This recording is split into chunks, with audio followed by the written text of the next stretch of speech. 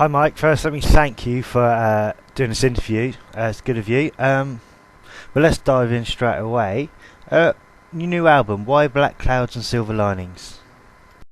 The title, Black Clouds and Silver Linings, it comes from an expression, every cloud has a silver lining, which means, every negative situation has a positive, can have a positive outcome. You could look at the glass as half full or half empty. And I thought it applied really well to the lyrics on this album. The lyrics are ranging with, issues like death and near fatal accidents and recovery from alcoholism and addiction. So in all cases, the lyrics are dealing with situations that are dark and heavy, but in all cases, they all have like an optimistic twist that you can come away with. And also, it applies to the music. Dream Theater's music is very dark and heavy at times, and other times it's very light and melodic and dynamic. So that's kind of like the contrast between the Black Cloud and the Silver Lining. I know a lot of the writing process generally is between you and John, but could you go into that? I mean, how does the writing process take place? The writing process, it starts always with the music. Dream Theater has always started instrumentally, and then the vocals come later in the process. So, like most of our previous recent albums, we've just moved into a recording studio, locked it out for many months, and move in and just play. The four instrumentalists in the band just jam and mold these ideas and build these ideas, and that's why the songs usually end up so long because we have, several people giving a lot of input into the construction of them.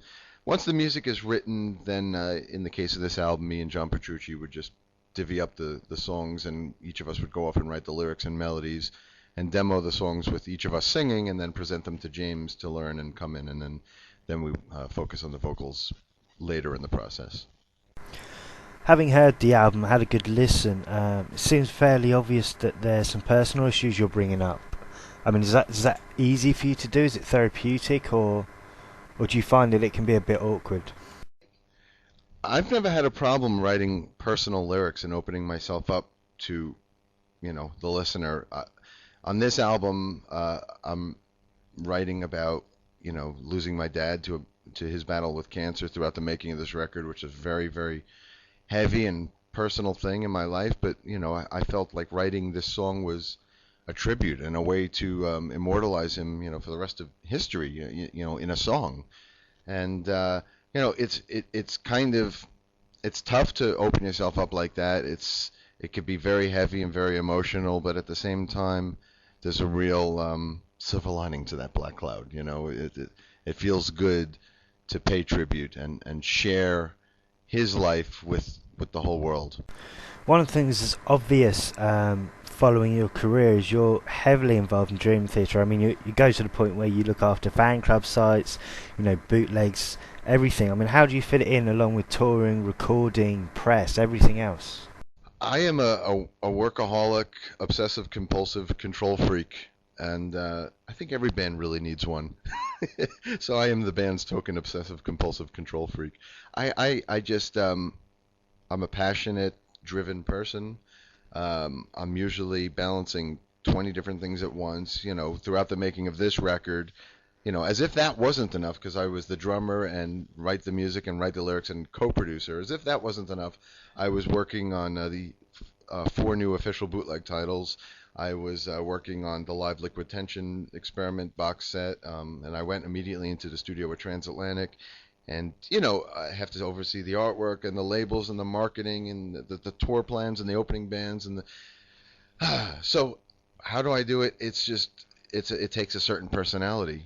Some people are like the way I am. Other people, like some of the rest of the guys in the band, are just happy to be home with their families and they could turn off the phone and not check their emails and but it works for us, and it makes my family crazy, but I think it makes the fans happy.